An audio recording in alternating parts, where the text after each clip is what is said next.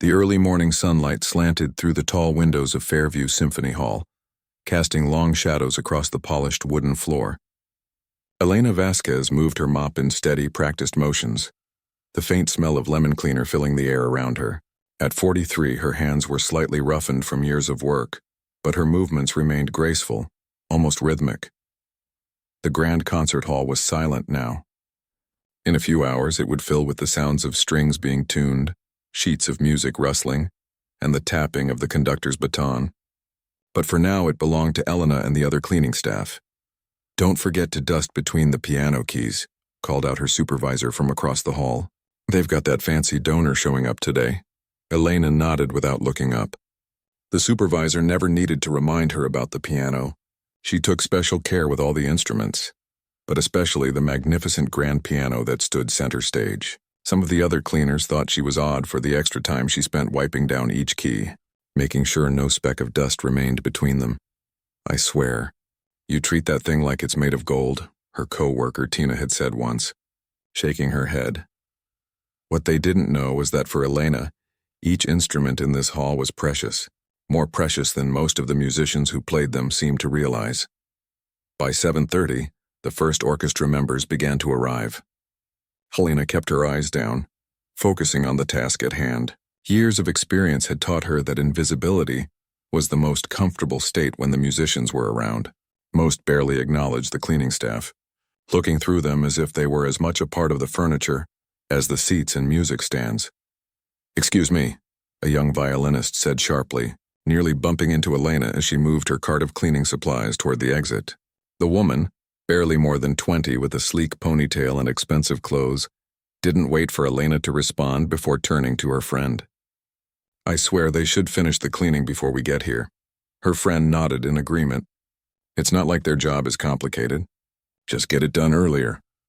Elena pressed her lips together and kept moving. Their words weren't new. She'd heard variations of the same sentiment countless times over the 6 years she'd worked at Fairview. Just a cleaner.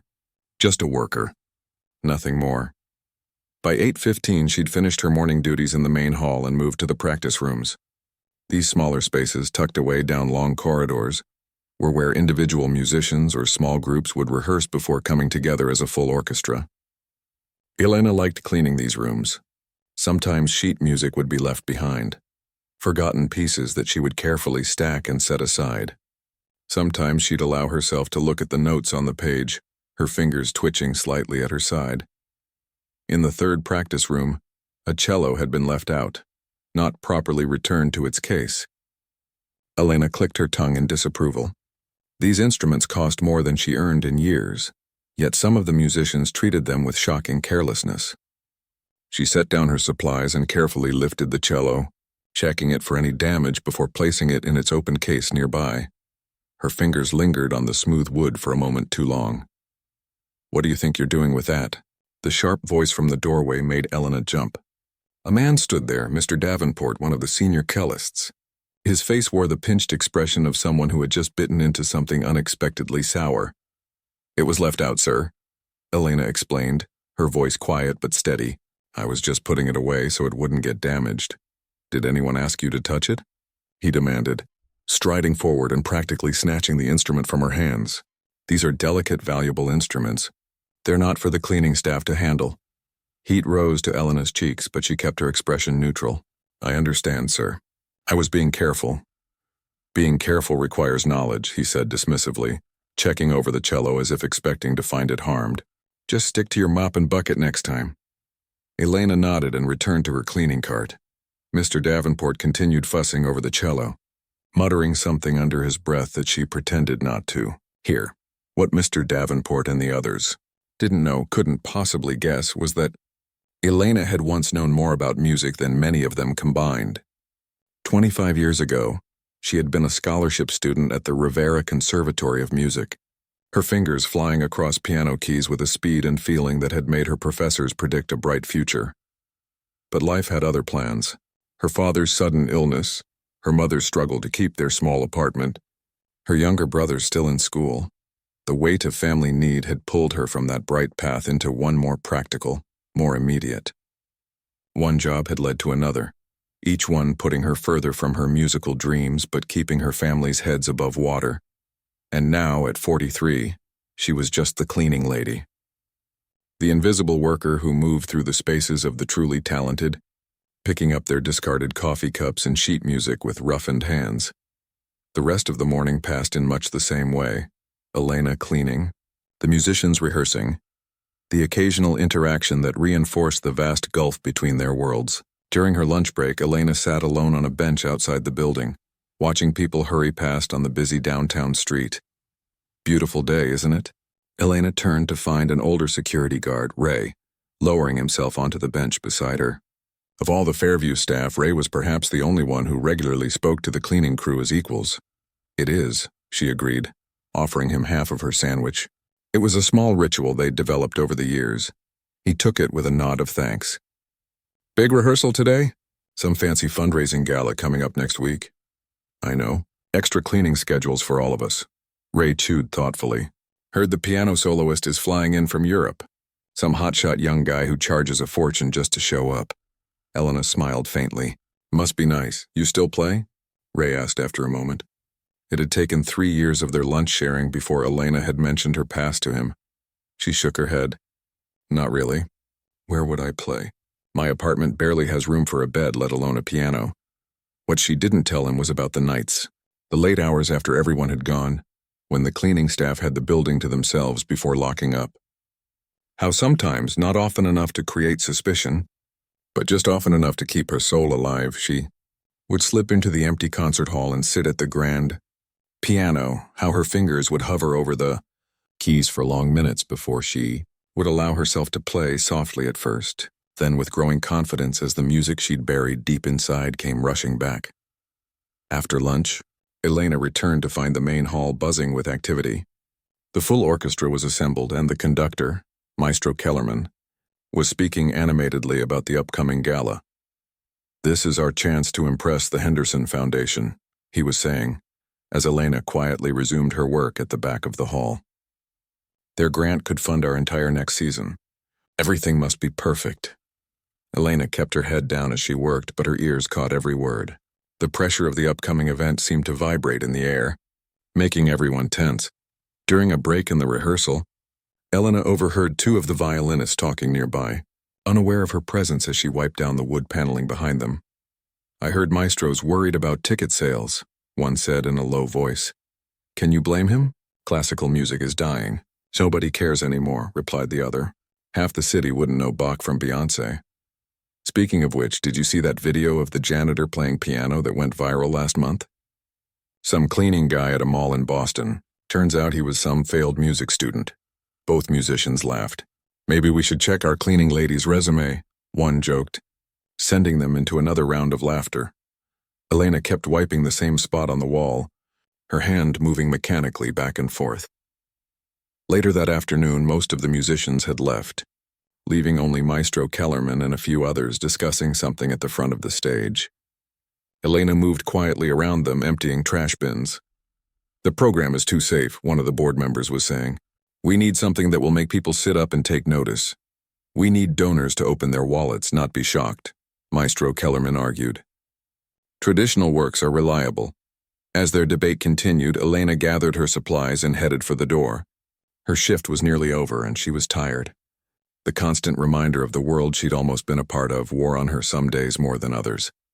As she was leaving, she passed the open door of a small practice room and paused. Inside, a young boy, perhaps 12 or 13, sat at an upright piano, his face screwed up in concentration as he struggled through a piece. His mother stood nearby, checking her watch impatiently. "I can't get it right," the boy said, frustration clear in his voice. "We're paying good money for these lessons," his mother reminded him. "You need to practice more." Elena lingered by the door, watching the boy's fingers stumble over a particularly difficult passage. Without thinking, she stepped into the doorway. "Excuse me," she said softly. Both mother and son looked up, surprise on their faces as they took in her cleaning uniform. "You need to feel the rhythm, not just play the notes," Elena said to the boy, her voice gentle but confident. "Like this." She hummed the passage, tapping her hand against her leg to demonstrate the flow. The mother's eyebrows shot up. I'm sorry, but we're in the middle of something here. Of course. I apologize, Elena said quickly, embarrassed by her own boldness. She backed out of the room, catching a glimpse of the boy's curious face before continuing down the hall. That night, after everyone else had gone home, Elena moved through her final cleaning duties with distracted thoughts. The conversation about the gala, the musician's casual dismissal of people like her, the young boy struggling with his piece. It all swirled in her mind as she worked. When at last the building was empty, the night security guard making his rounds on the lower level, Elena found herself drawn to the main hall once more. The grand piano sat in a pool of dim light, the emergency lights casting long shadows across the stage. She approached it slowly, reverently. This was her secret. These stolen moments with an instrument finer than any she'd ever owned. Her private act of remembering who she had once hoped to be. Elena sat on the bench and lifted the cover from the keys. For a long moment she just sat there, breathing in the silence of the great empty hall. Then her fingers found their place, and she began to play. The music started softly, a nocturne that spoke of moonlight and quiet longing. Her eyes closed as muscle memory took over, years of practice and passion flowing through her hands. The notes filled the empty space, climbing to the high ceilings and echoing back, surrounding her in the sound she had created. For these few minutes, she wasn't just a worker. She was everything she had ever dreamed of becoming. Unnoticed in the shadows at the back of the hall, Ray the security guard stood listening, a smile on his face. And even more unnoticed, through the barely open door that led to the offices, another pair of ears caught the unexpected concert. Maestro Kellerman stood frozen, his hand still on the doorknob, his briefcase forgotten at his side. His eyes widened as he watched the cleaning. Woman, the invisible person who had moved through his concert hall for years, play, with a skill and feeling that many of his professional musicians would envy. As the final notes faded into silence, Elena's hands came to rest in her lap. Tomorrow she would return to being just the cleaning lady. But tonight, for a few stolen minutes, the music had been hers again. Neither she nor Maestro Kellerman could guess how soon everything would change. The next morning arrived with a burst of chaos at Fairview Symphony Hall. Elena had barely begun her usual cleaning routine when the emergency light started flashing, signaling an urgent staff meeting. She set down her mop with a sigh and joined the small group of cleaners and maintenance workers gathering in the break room. The venue manager, Mrs. Chen, stood at the front with a clipboard, her face pinched with worry. As some of you may have heard, we have a situation with the gala. Anton Petrov has canceled. A murmur rippled through the room. Even Elena knew who Anton Petrov was, the famous pianist who had been scheduled as the highlight performer for the fundraising gala. His name had been plastered across every poster and flyer for weeks. Apparently he's stuck in Vienna with some sort of visa issue. Mrs. Chen continued. The gala is in 5 days and Maestro Kellerman is... She paused, searching for a diplomatic word. Concerned. Concerned means he threw a music stand across the room, whispered Tina to Elena with a smirk. Mrs. Chen tapped her pen against the clipboard. This means extra work for all of us. They're auditioning emergency replacements starting today, so the rehearsal schedule is doubled. We'll need extra cleaning shifts and everyone needs to be flexible about overtime. As the meeting dispersed, Elena's mind drifted to what she had overheard the day before, the Henderson Foundation grant. The future of the orchestra depending on the success of this gala. And now their star performer was gone. Earth to Elena. Tina waved a hand in front of her face. You coming? We've got the practice rooms first. The practice rooms were indeed a mess, as if the musicians had taken out their frustration about the canceled pianist on their surroundings. Sheet music scattered everywhere. Coffee cups left on top of expensive instruments. Chairs knocked over? People are such pigs when they're stressed, Tina grumbled, picking up a half-eaten bagel that had been squashed into the carpet. Elena nodded absently, her attention caught by a piece of sheet music on the floor. She picked it up carefully, smoothing out the crumpled page. Rachmaninoff's Piano Concerto No. 2. She had played this once long ago for her final recital before leaving the conservatory. Her fingers tingled with the memory. What's that, your lottery ticket? Tina asked, noticing Elena's distracted expression.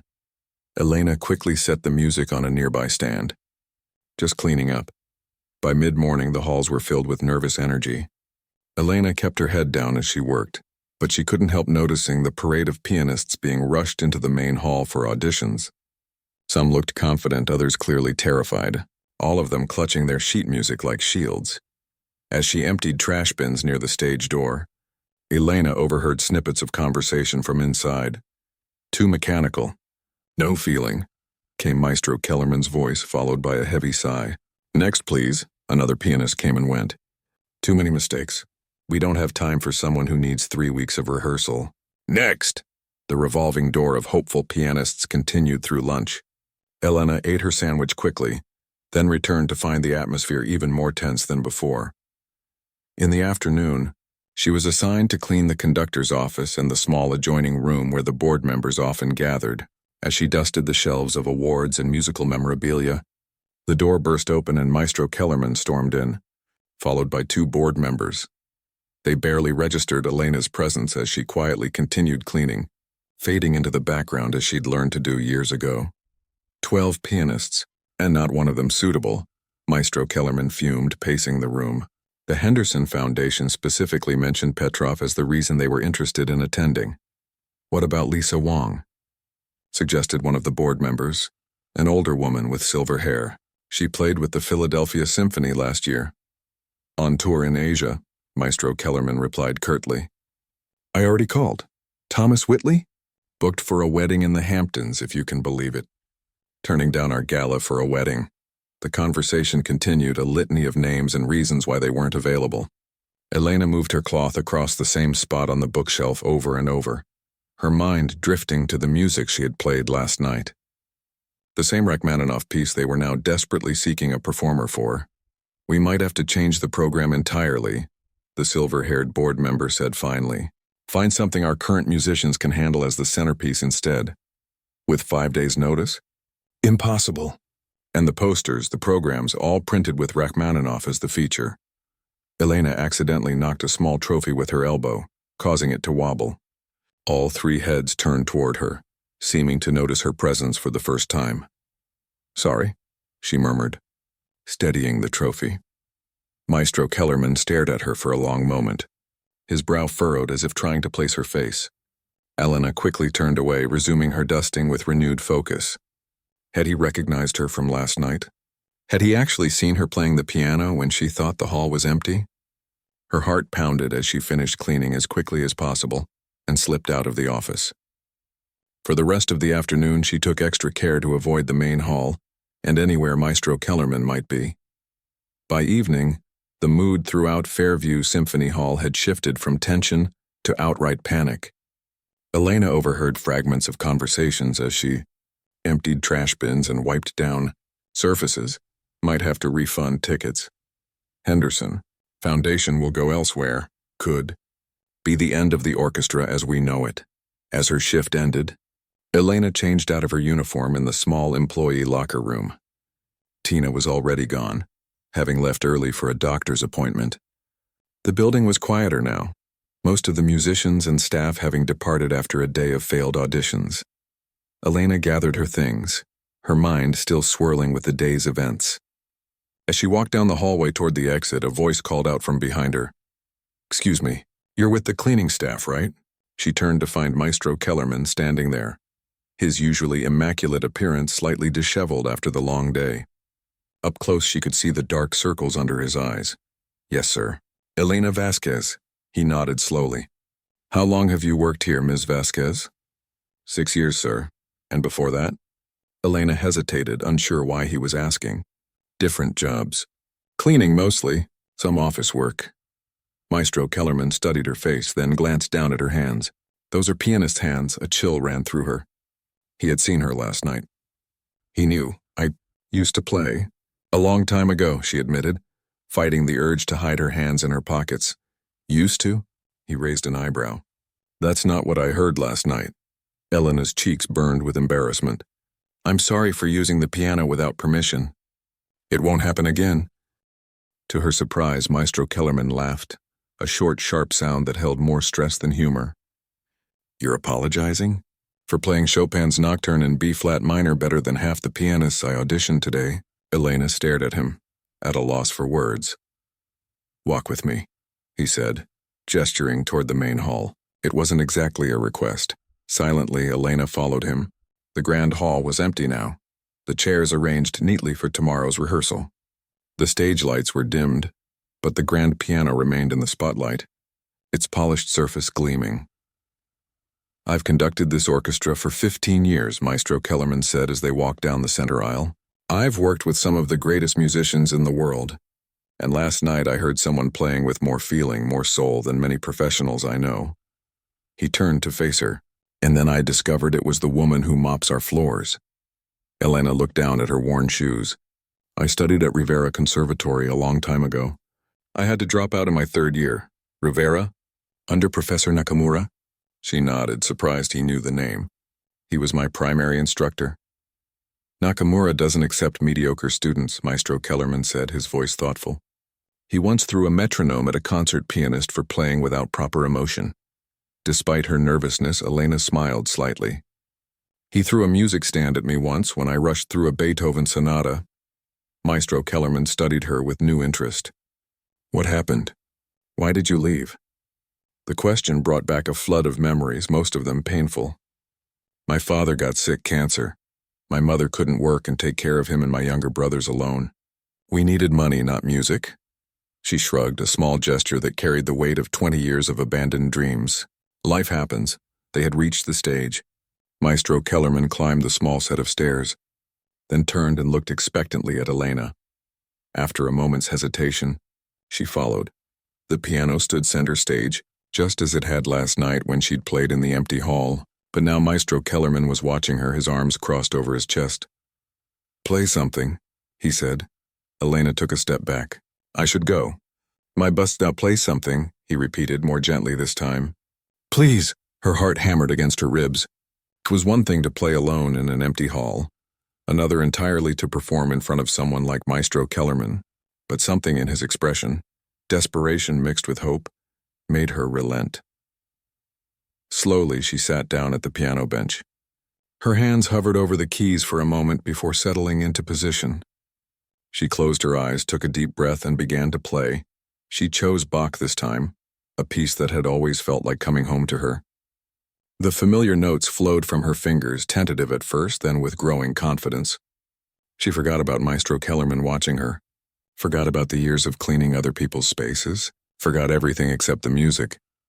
When she finished, the final notes lingering in the air, she kept her eyes closed for a moment longer, not wanting to break the spell. When she finally looked up, Maestro Kellerman was staring at her with an expression she couldn't quite read.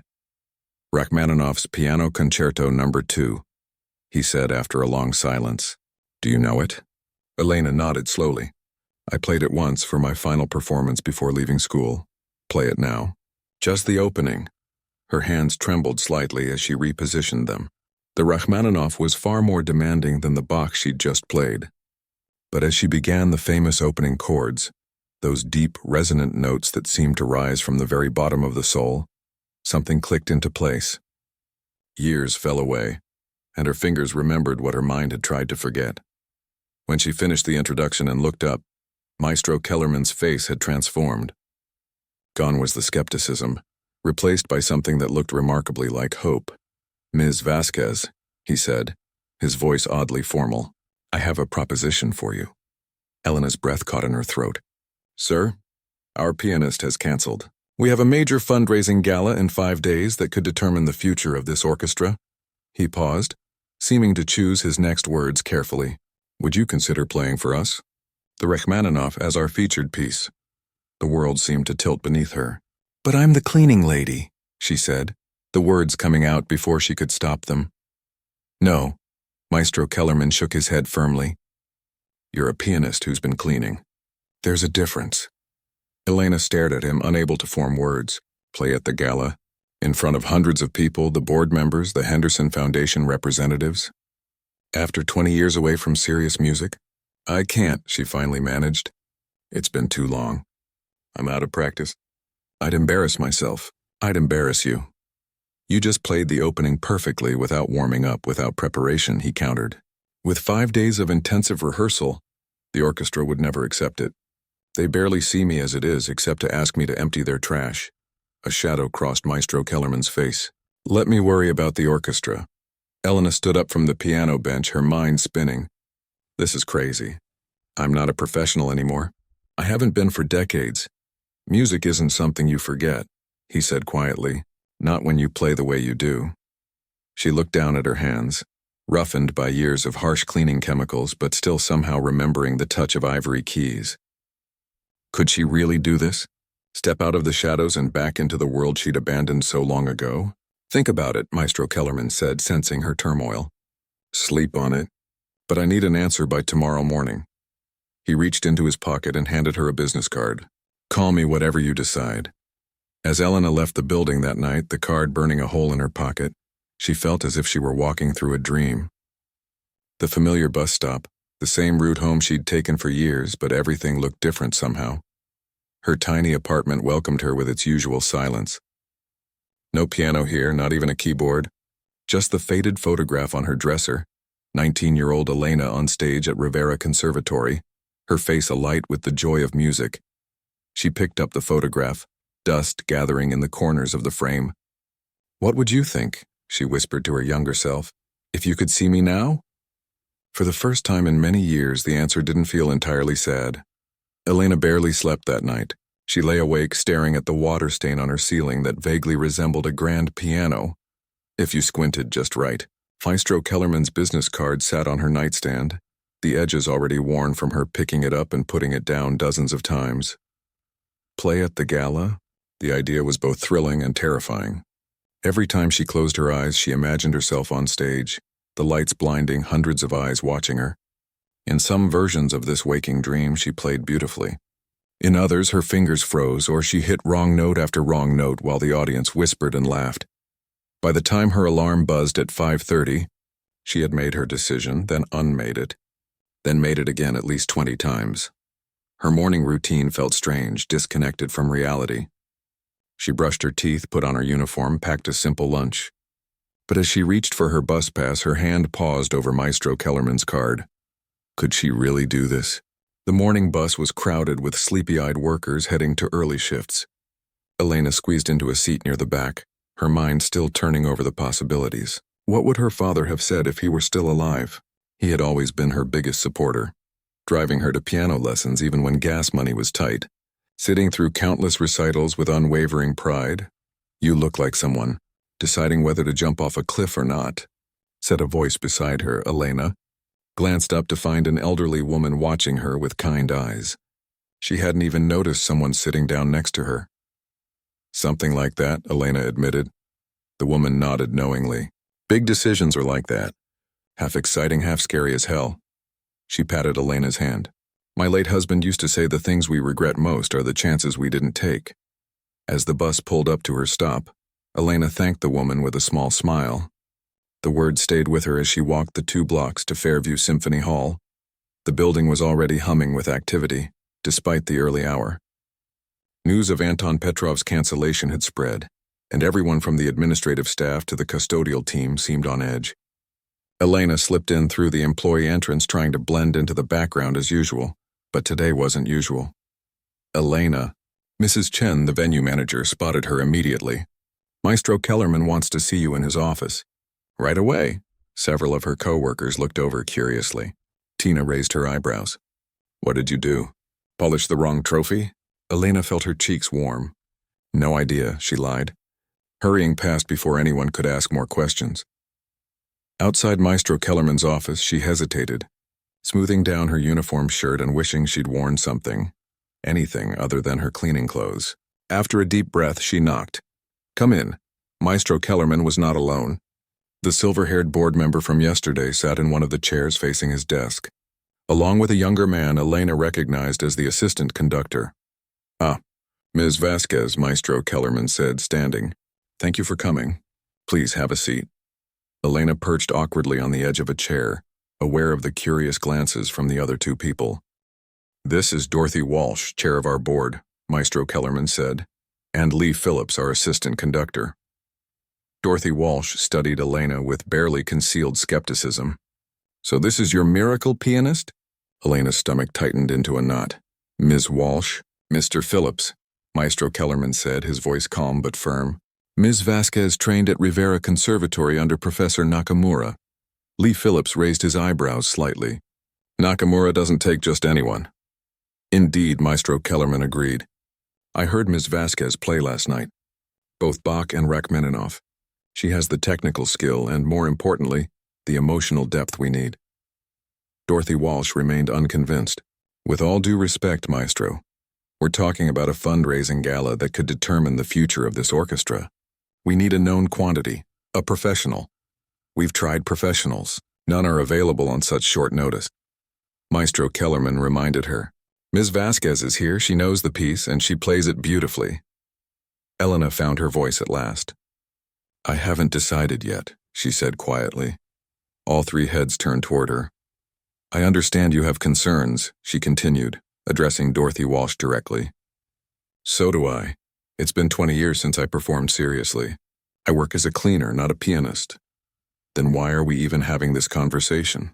Dorothy Walsh asked, throwing up her hands. Because when I heard her play, Maestro Kellerman said, his voice dropping to an intense hush, I felt something I haven't felt in years. The music came alive. It was real. An uncomfortable silence filled the room. Look, Lee Phillips said finally, why don't we put this to the test? Have Ms. Vasquez play with the orchestra this morning. If it works, great.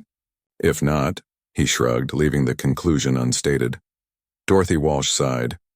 I suppose we don't have much choice. But the board will need to approve this unorthodox arrangement. Elena's heart pounded in her ears. They were talking as if she'd already agreed. As if this wild, impossible idea might actually happen. Ms. Vasquez? Maestro Kellerman looked at her expectantly. Are you willing to try? 20 years of pushing music aside. 20 years of practical decisions. 20 years of just a worker. And now, this open door. The elderly woman's words from the bus echoed in her mind. The things we regret most are the chances we didn't take. Yes, Elena heard herself say. I'll try. The next hour passed in a blur. Elena was whisked away to a practice room with a piano, where she ran through scales to warm up her fingers. Lee Phillips brought her a copy of the score for Rachmaninoff's Piano Concerto No. 2, though she remembered most of it from memory. The orchestra will be assembled at 9, he told her, checking his watch. That gives you about 40 minutes to prepare. When he left, Elena stared at the sheet music in front of her. What had she done? In less than an hour, she would be playing with a professional orchestra, being judged by people who had spent their entire lives dedicated to music. She placed her hands on the keys and began to play, slowly at first, then with growing confidence as the familiar patterns came back to her. Her fingers were stiff in places where they once had been fluid, but the music was still there, buried just beneath the surface of her skin. At 8:55, a knock came at the door. It was Maestro Kellerman. It's time, he said gently. Elena followed him through the winding corridors toward the main hall. With each step, she felt as though she were walking both forward into a new future and backward into her past. The orchestra doesn't know yet, he warned her as they approached the stage doors. Only Ms. Walsh, Mr. Phillips, and myself. Elena nodded, her throat too dry for words. Of course they didn't know. Why would they have been told that the woman who cleaned their coffee cups might be their new piano soloist? As they stepped out onto the stage, conversation among the orchestra members gradually died away. Confused glances were exchanged as musicians noticed Elena standing beside Maestro Kellerman. Good morning, everyone. Maestro Kellerman addressed the orchestra with practiced authority. As you know, we're in a difficult position with Anton Petrov's cancellation. I've been searching for a replacement, and I believe I've found one. He gestured toward Elena. This is Elena Vasquez. She'll be auditioning this morning. A murmur rippled through the orchestra. Elena recognized the young violinist who had nearly bumped into her the other day, now staring at her with open disbelief. Mr. Davenport, the cellist who had scolded her for touching his instrument, scoffed loudly. Isn't she on the cleaning staff? Ms. Vasquez trained at Rivera Conservatory, Maestro Kellerman replied coolly. Under Professor Nakamura. More murmurs, some impressed, others skeptical. She's going to play Rachmaninoff's Piano Concerto No. 2 with us this morning. If all goes well, she'll perform at the gala. The young violinist leaned over to her stand partner, whispering something that made both of them snicker. Mr. Davenport made no effort to hide his contempt. Rolling his eyes dramatically, Elena felt her confidence wavering. These people had seen her mopping floors, emptying trash, wiping windows. How could they now see her as anything else? Maestro Kellerman seemed to sense her distress. He turned to her, speaking quietly. "Remember why you play. Not for them. For the music," Elena nodded, taking a deep breath. "For the music." "Yes." She walked to the grand piano and sat down, adjusting the bench to her height. The orchestra watched in silence, some with curiosity, others with thinly veiled disdain. "We'll start with the first movement," Maestro Kellerman announced, taking his position at the podium. "Ms. Vasquez, whenever you're ready." Elena stared at the keys. Her hands were trembling. From somewhere in the orchestra, she heard a muffled laugh, quickly hushed. Just a worker. Just a cleaner. She closed her eyes, shutting out everything except the memory of her father sitting in the back row of every recital, his eyes shining with pride. The memory of Professor Nakamura telling her she had a rare gift. The memory of her younger self, playing for the pure joy of it. Before life's complications got in the way, her fingers found the keys, and she began. The famous opening chords filled the hall, deep and resonant. The orchestra came in exactly on cue, led by Maestro Kellerman's confident direction. As Elena played, something remarkable happened. The years of absence fell away. Her fingers remembered what her conscious mind had forgotten. The music flowed through her as naturally as breathing. She dared to glance up once, catching the shocked expressions on several musicians' faces. Mr. Davenport sat up straighter, his earlier scorn replaced by reluctant attention. The young violinist had stopped whispering and was now watching Elena's hands with undisguised wonder. But it was Maestro Kellerman's face that gave Elena the most confidence. He conducted with an expression of pure joy, as if hearing the piece for the first time. When their eyes met briefly, he gave her the smallest of nods, a gesture that said more than words ever could. They played through the entire first movement without stopping. When the final notes faded, there was a moment of complete silence. Then, from the back of the orchestra, someone began to clap. Others joined in until most of the musicians were applauding. Not all. Elena noticed Mr. Davenport sitting with his arms crossed, and a few others looking skeptical, but enough to make her cheeks flush with surprised pleasure. Maestro Kellerman turned to address the orchestra. "Questions? Comments?" The principal violinist, an older man with salt and pepper hair, spoke up. "She's rough around the edges. Some technical issues in the cadenza. But the feeling," countered another musician, a middle-aged woman from the viola section. "You can't teach that." 4 days isn't much time to prepare," said another doubtful voice. "We don't have much choice," Lee Phillips reminded them from his seat near the percussion section. "Unless someone has a better suggestion." No one did. Dorothy Walsh stood up from her seat in the empty audience section. "I'll speak to the board this afternoon. In the meantime, I suggest you start rehearsing in earnest." As she walked out, Maestro Kellerman turned back to the orchestra. "From the beginning again, please. And this time, let's pay particular attention to the transition at measure 68. And just like that, Elena found herself rehearsing with the Fairview Symphony Orchestra, not as the invisible cleaner, but as their piano soloist. During a short break 2 hours later, Elena slipped away to the bathroom, needing a moment alone to process everything that was happening. As she washed her hands, the door swung open and Tina walked in, stopping short when she saw Elena. "There you are. Everyone's talking about you," Tina exclaimed. "Is it true? You're playing at the gala?" Elena dried her hands on a paper towel.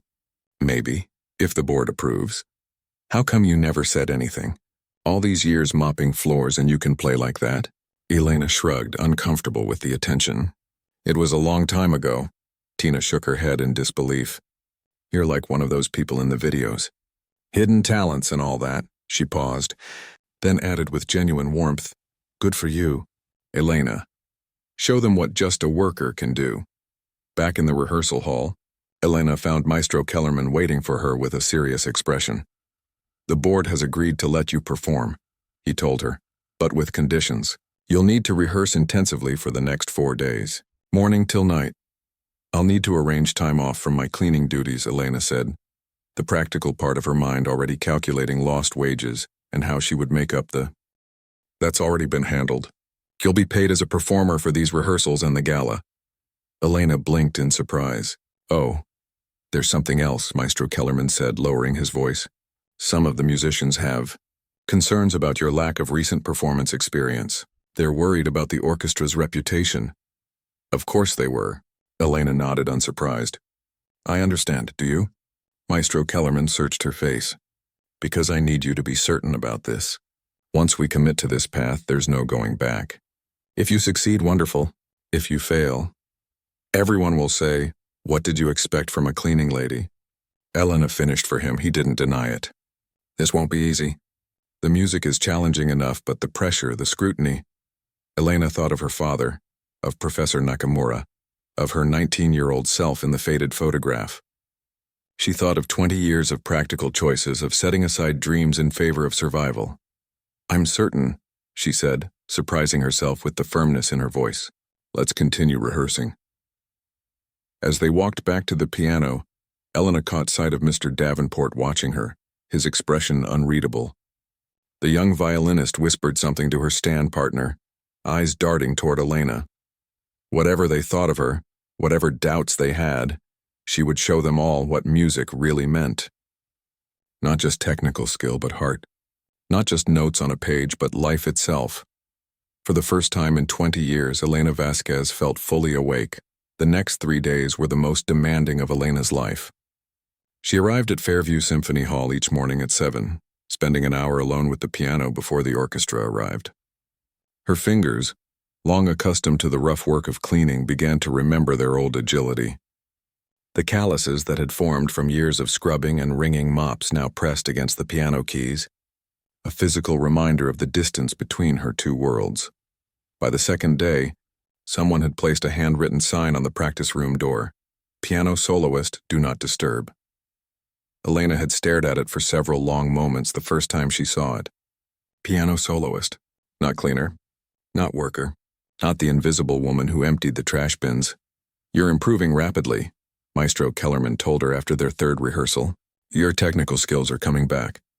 But I still want more emotion in the second movement. Remember, Rachmaninoff wrote this when he was recovering from a deep depression.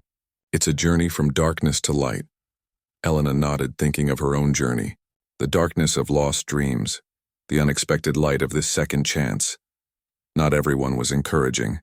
Mr. Davenport, the cellist who had once scolded her for touching his instrument, watched her with narrowed eyes during rehearsals. Several times she caught him whispering to other musicians while glancing in her direction. The young violinist, whose name Elena had learned was Vanessa, made no effort to hide her disdain. She's a curiosity, not a real pianist, Elena overheard Vanessa say in the hallway outside the women's restroom. Kellerman's pet project. After the gala, she'll go back to pushing a mop. The words stung, but Elena pushed them aside. She couldn't afford to let doubt creep in, not when there was so much work to do. On the afternoon of the third day, an unexpected visitor arrived during rehearsal. Dorothy Walsh entered the hall with a tall, elegantly dressed man who Elena immediately recognized from the photographs in the lobby, Gerald Henderson of the Henderson Foundation. The orchestra fell silent, mid-phrase, as Dorothy Walsh guided Mr. Henderson to a seat in the front row. Maestro Kellerman, visibly surprised, stepped down from his podium to greet them. Mr. Henderson, what an unexpected pleasure, he said, extending his hand. We weren't expecting you until the gala. I was in town early for other business, Mr. Henderson replied, his voice carrying easily through the hall. Dorothy mentioned your pianist situation. I admit I'm intrigued. His eyes found Elena at the piano, studying her with unconcealed curiosity. She resisted the urge to shrink under his gaze, keeping her back straight and her hands resting confidently on the keys as Professor Nakamura had taught her so long ago. Perhaps we could hear a bit of the Rachmaninoff, Mr. Henderson suggested, though it wasn't really a question. Maestro Kellerman turned to the orchestra, a hint of tension visible only to those who knew him well. From the beginning of the second movement, please. Elena's heart hammered in her chest. This wasn't just a rehearsal anymore. This was a private audition for the very person whose foundation could save or doom the orchestra. Her fingers felt suddenly cold. She glanced up at Maestro Kellerman, who gave her the smallest of nods. "Trust yourself," his eyes seemed to say. Elena took a deep breath and began to play. The second movement opened with the orchestra alone, the piano silent until its entrance nearly 2 minutes in. She used the time to steady her nerves, to remind herself why she was here. When her entrance came, something remarkable happened. Instead of thinking about the technical aspects, the fingering, the tempo, the dynamics, Elena found herself thinking about her father. How he had worked 2 jobs to pay for her piano lessons. How his hands, roughened by years of factory work, had always been gentle when he patted her shoulder after a recital. How his eyes had filled with tears the first time she played Beethoven's Moonlight Sonata for him. The music flowed from some deep place inside her, beyond conscious thought. Each phrase told a story of loss, of longing, of hope renewed. When the movement ended, there was a moment of complete silence in the hall.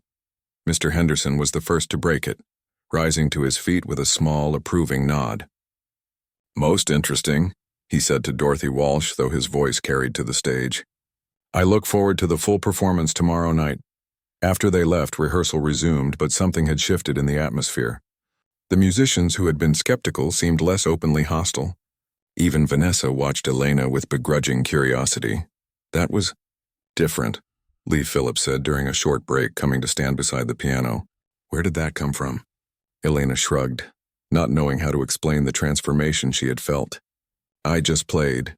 "Well, whatever you did, keep doing it," he said with a small smile, the first real warmth he had shown her, the final day before the gala arrived with a flurry of activity. While the orchestra did a final run-through in the morning, staff transformed the hall for the evening's event. Elegant tables replaced the regular seating. Crystal chandeliers were lowered from the ceiling. Floral arrangements appeared on every surface. Elena watched the transformation during her lunch break, eating a sandwich at the edge of the stage. The hall that had been her workplace for 6 years now looked like somewhere she'd never be allowed to enter as a guest. "Quite a change, isn't it?" Ray, the security guard, said as he joined her. "Like a fairy tale." "Speaking of changes," Elena said, glancing down at her cleaning uniform, "what am I going to wear tonight?" "I can't exactly perform in this." "Ah," Ray said with a knowing smile. "I think that's been taken care of. Mrs. Chen was looking for you earlier." Something about a fitting. Indeed, after lunch, Elena was whisked away to a small room near the administrative offices where a woman waited with several garment bags. "Maestro Kellerman arranged for these," Mrs. Chen explained. "On loan from the theater department at the university. Let's see which one fits best." The dresses inside were beautiful, performance gowns in various styles and sizes. Elena touched them reverently, scarcely believing that she would wear something so fine. "Try this one first," the woman from the university suggested, holding up a deep blue gown with simple, elegant lines. As Elena stepped behind a screen to change, she heard Tina's voice from the doorway. "There you are.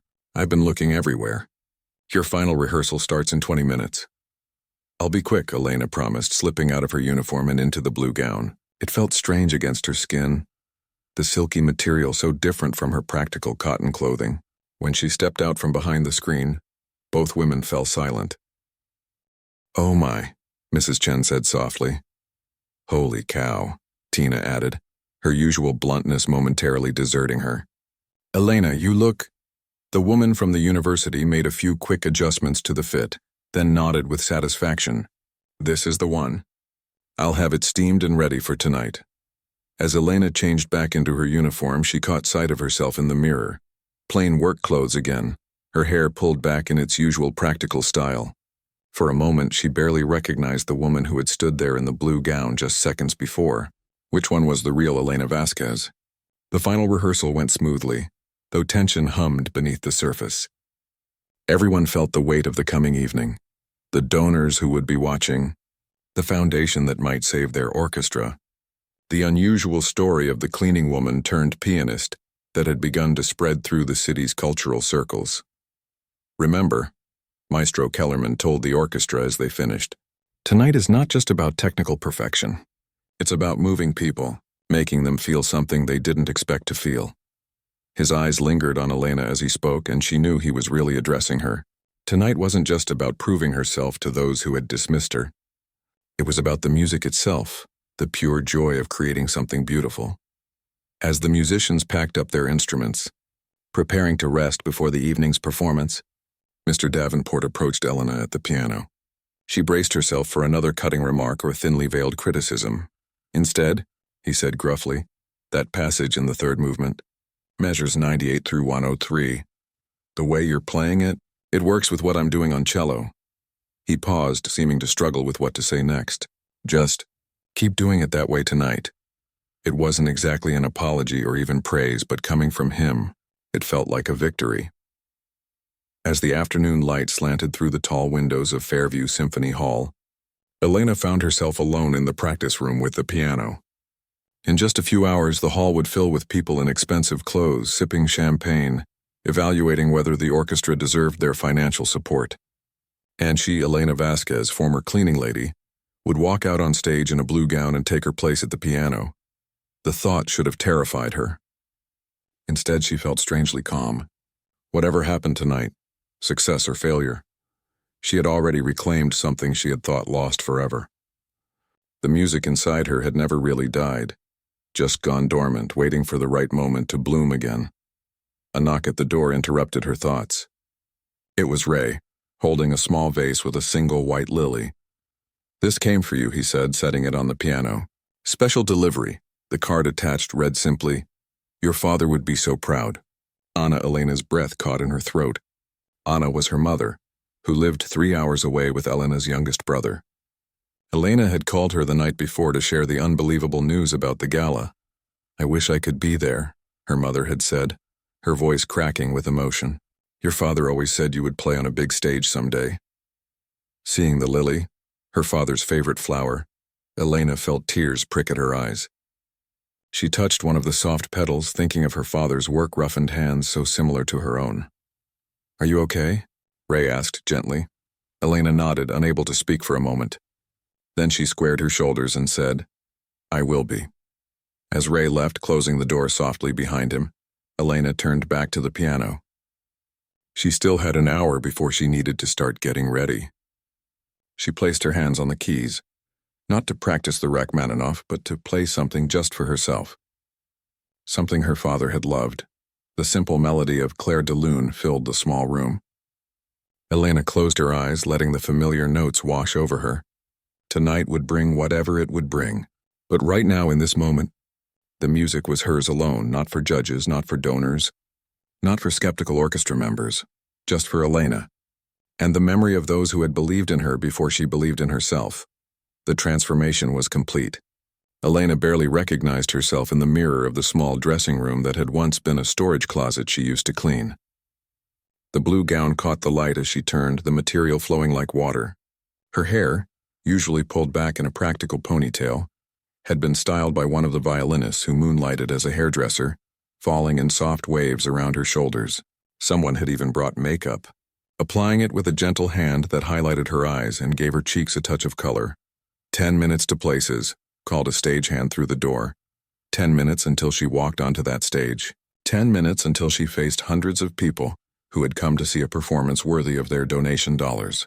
10 minutes that separated her past from whatever future waited on the other side of this night.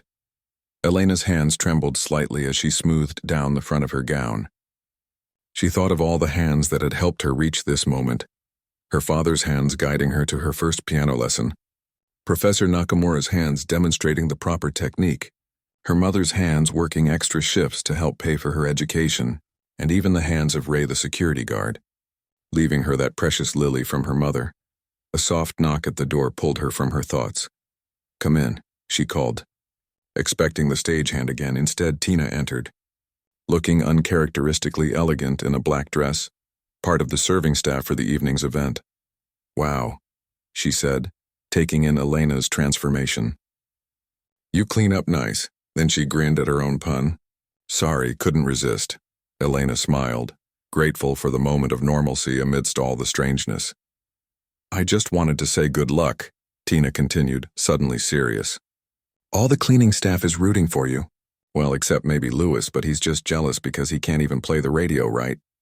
Elena laughed, the tension in her chest easing slightly. "Seriously, though," Tina added, "you're representing all of us tonight. Show these fancy people that we're more than just the hands that clean up after them. She gave Elena a quick, fierce hug, then hurried out, called to duty by the catering manager. Alone again, Elena took a deep breath. Tina was right, tonight wasn't just about her. It was about being seen, really seen, after years of invisibility. It was about all the people who worked behind the scenes, who kept the world running with their unnoticed labor, who might have hidden talents and dreams of their own. Another knock, and this time it was Maestro Kellerman. "It's time," he said simply, offering his arm to escort her to the stage. As they walked through the back corridors, Elena could hear the buzz of conversation from the main hall. The space had been transformed into a glittering venue, with tables arranged around the stage, candles flickering on white tablecloths, wealthy patrons in evening wear mingling over cocktails. "Nervous?" Maestro Kellerman asked as they paused at the stage door. "Terrified," Elena admitted. He smiled slightly. "Good. The best performances come from that edge of terror and exhilaration. Just remember, once you start playing, there's only the music. Everything else falls away." Elena nodded, thinking of her practice sessions, of those moments when the world narrowed to just her hands and the piano keys. "Oh, and Elena," Maestro Kellerman added, "whatever happens tonight, you've already won. Remember that." Before she could ask what he meant, he was guiding her onto the stage.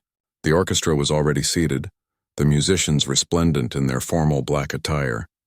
Elena caught sight of Vanessa, the young violinist, watching her with wide eyes, as if seeing her for the first time. Mr. Davenport gave her a curt nod that somehow contained more respect than any words could have conveyed. The audience's conversation died down as Maestro Kellerman raised his hands for attention. Elena made her way to the grand piano at center stage, feeling the weight of hundreds of eyes following her progress. She kept her back straight, her chin up, walking with the dignity Professor Nakamura had always insisted upon. "You walk to the piano as if you are already making music," he used to say. As she took her seat and adjusted the bench, she allowed herself one quick scan of the audience. So many unfamiliar faces, all watching her with curious expectation. In the back, she spotted Ray in his security uniform standing by the door. Near the front, Dorothy Walsh sat with Gerald Henderson, both watching her intently. And then, with a jolt of surprise, Elena saw a familiar face she hadn't expected. Her mother, Anna, seated at a small table near the stage. Next to her sat Elena's younger brother Luis, both of them dressed in their Sunday best, both beaming with pride. How had they managed to come? Who had arranged for their tickets? There was no time to wonder. Maestro Kellerman had taken his position at the podium. The orchestra members raised their instruments. A hush fell over the room. This was it. The moment that would define her new beginning, or confirm that she should have stayed invisible, cleaning up after others' successes. Maestro Kellerman raised his baton, giving Elena a look that contained both challenge and complete faith. She placed her hands on the keys, took a deep breath, and began to play. The famous opening chords of Rachmaninoff's Piano Concerto No. 2 resonated through the hall. Deep bell-like tones that seemed to emerge from the very heart of the piano, from the very core of Elena herself. The orchestra joined in, the sound swelling around her like an ocean tide. As she played, Elena's nervousness faded, replaced by a sense of homecoming. This was where she belonged, not hidden away, not diminished, but here in the light, creating something beautiful for all to hear. The first movement flowed into the second, the music telling its story of struggle and redemption. Elena poured everything into her playing, the years of loss, the quiet dignity of hard work, the dreams deferred but never truly abandoned. Her fingers, once stiffened by years of harsh cleaning chemicals, now danced across the keys with growing confidence. Somewhere in the middle of the second movement, she dared to look up at the audience. What she saw made her breath catch, faces transfixed, some with closed eyes, some leaning forward in their seats, all completely absorbed in the music she was creating. Even the servers had paused in their duties, standing silently at the edges of the room. Elena spotted Tina, tray in hand, watching with undisguised wonder. The second movement gave way to the third, triumphant, exultant, racing toward its conclusion with unstoppable energy. Elena's hands flew across the keyboard, no longer conscious of technique or timing, simply riding the wave of music that carried her forward. As they approached the finale, she caught Maestro Kellerman's eye. The look they exchanged contained a world of understanding. They had done it. Whatever happened next, they had created something true and powerful together. The final chords rang out, Elena's hands lifting from the keys as the last note lingered in the air. For one heartbeat, 2, 3, the hall was absolutely silent. Then the applause began, scattered at first, then building into a roar. People rose to their feet, clapping, some calling bravo. Elena sat stunned at the piano as the wave of sound washed over her. Maestro Kellerman extended his hand, helping her to her feet for a bow. The orchestra members stood as well, many of them joining in the applause. Even Mr. Davenport was clapping with what looked suspiciously like moisture in his eyes. As Elena took her bows, she caught sight of her mother and brother, both openly weeping with joy. Ray stood applauding at the back, his usual stoic expression replaced with a broad grin. Gerald Henderson was on his feet, nodding with approval as he leaned to say something to Dorothy Walsh. Whatever it was made the board chairwoman smile with relief. The applause continued, showing no signs of stopping. Elena lost count of how many times she bowed, how many hands she shook as audience members pressed forward to congratulate her. That was extraordinary, Gerald Henderson told her when he finally made his way to the stage. Truly moving. And quite a story, from cleaning staff to piano soloist. I understand you trained at Rivera? Elena nodded, still breathless from the performance and the overwhelming reception. Yes, many years ago. Well, perhaps it's time for you to return to music full-time, he suggested. The Henderson Foundation has a scholarship program for promising musicians. I think we could find a place for you if you're interested. Before Elena could respond, she was engulfed in a fierce hug from her mother, who had pushed her way through the crowd. Mihija, Anna whispered, her voice thick with tears. Your father sees you from heaven. He is so proud. Louise hugged her next, then stepped back with an embarrassed teenager's grin. That was pretty cool, sis. How did you get here? Elena asked, still amazed to see them. Maestro Kellerman arranged everything, Anna explained. The tickets, the bus, even the hotel room. He called 3 days ago. Elena looked around for Maestro Kellerman and found him watching from a few feet away, a satisfied smile on his face. This was what he had meant when he said she had already won. He had reunited her with her family for this moment. The celebration continued well into the night. Elena learned that the Henderson Foundation had committed to a 3-year funding package for the orchestra, the largest grant in the organization's history. She overheard Dorothy Walsh telling a board member that ticket requests were already coming in for the cleaning lady pianist's next performance. As the crowd began to thin, Elena found herself sitting alone at the piano once more, running her fingers lightly over the keys that had changed her life. What happens now? Asked a voice behind her. It was Vanessa, the young violinist who had once mocked her. Elena considered the question. What did happen now? Would she take Gerald Henderson's scholarship offer, return to music school at 43, continue with the orchestra, go back to cleaning? I'm not sure yet, she answered honestly. But I know I won't be invisible anymore. Vanessa nodded slowly, looking uncomfortable. I'm sorry for what I said before, about you being just a worker. I am a worker, Elena said, surprising herself with the firmness in her voice. That's not an insult. Work is worthy of respect no matter what kind it is. She smiled slightly. But I'm a pianist too. Always have been, even when no one could see it. Later that night, as Elena stood in her blue gown looking out over the empty concert hall, Ray joined her by the stage. Quite a night, he said, his keys jingling softly at his belt. You showed them all. Elena smiled, thinking of the journey that had led her here. The hard years of practical choices. The quiet dignity of doing necessary work that few appreciated. The dreams she had kept alive in stolen moments. You know, Ray said thoughtfully, in all my years working here, that's the first time I've seen these people really listen. Not just hear the music, but listen. He patted her shoulder gently. That's a rare gift, Elena. As they walked together toward the exit, Elena caught sight of her reflection in a window. The elegant woman in the blue gown, standing tall, her eyes bright with possibility. Behind that reflection, she could still see the woman in the cleaning uniform, with her practical ponytail and worn shoes. But they weren't separate people anymore. They were both Elena Vasquez, worker, pianist, dreamer, artist, and neither one would ever be mocked or overlooked again.